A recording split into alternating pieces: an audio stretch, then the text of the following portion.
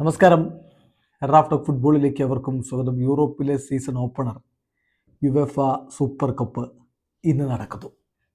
ഇന്ന് രാത്രി ഇന്ത്യൻ സമയം 12:30 യുവേഫ ചാമ്പ്യൻസ് ലീഗിലെ ചാമ്പ്യന്മാരായ PSG-യും യൂറോപ്പ ലീഗിലെ ചാമ്പ്യന്മാരായ ടോട്ടനാം ഹോട്ട്സ്പറും തമ്മിൽ ഏറ്റുമുട്ടുന്നത്. ആരാധകർ വളരെ ആകാംക്ഷയോടുകൂടി ആവേശത്തോടുകൂടി കാത്തിരിക്കുകയാണ് ഇറ്റലിയിലെ സ്റ്റേഡിയത്തിൽ നടക്കുന്ന ഈ ഒരു മത്സരം. പുതിയ സീസൺ പുളിച്ചടുക്കിയ തുടക്കമിടാൻ PSG-ക്ക് കഴിയുമോ? പോയ സീസണിലെ ഫോം അവർക്ക് തുടരാൻ പറ്റുമോ? അതല്ല, കഴിഞ്ഞ സീസണിൽ കിരീട വരൾച്ച അങ്ങ് അവസാനിപ്പിച്ച ആവേശത്തിൽ നിൽക്കുന്ന ടോട്ടനാമിൻ്റെ കുട്ടികൾ പുതിയ സീസണും കിരീടത്തോടെ തുടങ്ങുമോ?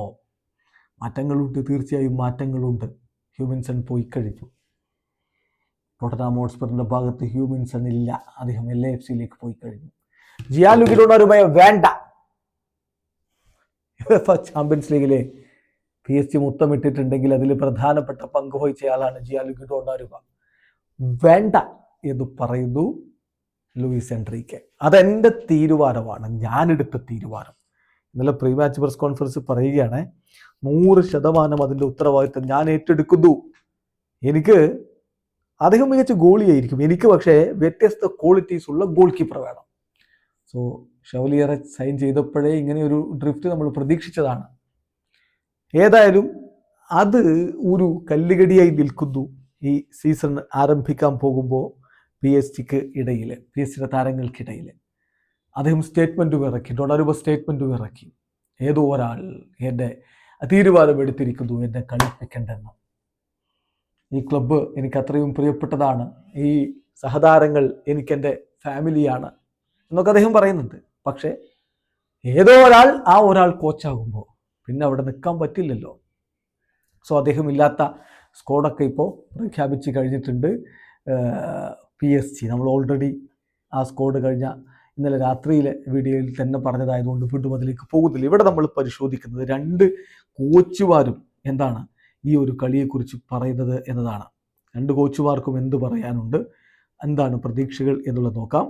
നമ്മൾ ആദ്യം ലൂയിസ് എൻട്രിക്കെ, യുവേഫ ചാമ്പ്യൻസ് ലീഗിലെ വിജയിയായിട്ടുള്ള PSG-യുടെ കോച്ച് ലൂയിസ് എൻട്രിക്കയ്ക്ക് എന്താണ് പറയാനുള്ളത് നോക്കാം. അദ്ദേഹം പറയുന്നു, സൂപ്പർ കപ്പ് വളരെ സ്പെഷ്യലായിട്ടുള്ളൊരു മാച്ചാണ്. അതിൽ ചാമ്പ്യൻസ് ലീഗിലെയും യൂറോപ്പ ലീഗിലെയും വിന്നേഴ്സ് നേർക്ക് നേരെ ഏറ്റുമുട്ടുന്നു. ഓഫ് കോഴ്സ് ഞങ്ങൾ ലക്ഷ്യം വെക്കുന്നത് വിജയിക്കാൻ തന്നെയാണ്, അതിനുവേണ്ടി ഞങ്ങൾ പരിശ്രമിക്കും, ഞങ്ങളെല്ലാം സമർപ്പിച്ച് കളിക്കും.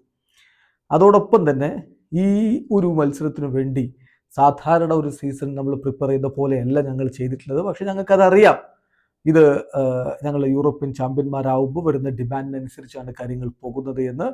ഏതായാലും we are going to try to compete to the best of our ability എന്നാണ് അദ്ദേഹം പറയുന്നത്. ഇപ്പോൾ ഈ ക്ലബ്ബ് വേൾഡ് കപ്പ് കളിച്ച ടീമുകൾക്കൊക്കെ പ്രീ സീസൺ നോർമലല്ല, വ്യത്യസ്തമായ രൂപത്തിലാണ്. അത് PSG-യും ബാധിച്ചിട്ടുണ്ടെന്നതാണ് യാഥാർത്ഥ്യം. അതേസമയം ടോട്ടനാം കുറച്ചുകൂടി നല്ല പ്രിപ്പറേഷനുമായിട്ടാണ് വരുന്നത്. ടോട്ടനമിൻ്റെ കോച്ച് തോമസ് ഫ്രാങ്ക് പറയുന്ന വാക്കുകൾ നോക്കാം. യുവേഫയുടെ ഒഫീഷ്യൽ വെബ്സൈറ്റ് എന്നത് കൊടുക്കുന്നു. അദ്ദേഹം പറയുന്നു, ഞങ്ങളൊരു ഫൈനലാണ് കളിക്കാൻ ഇറങ്ങുന്നത്. ഇതൊരു ഫാന്റാസ്റ്റിക് ആയിട്ടുള്ള കാര്യമാണ്.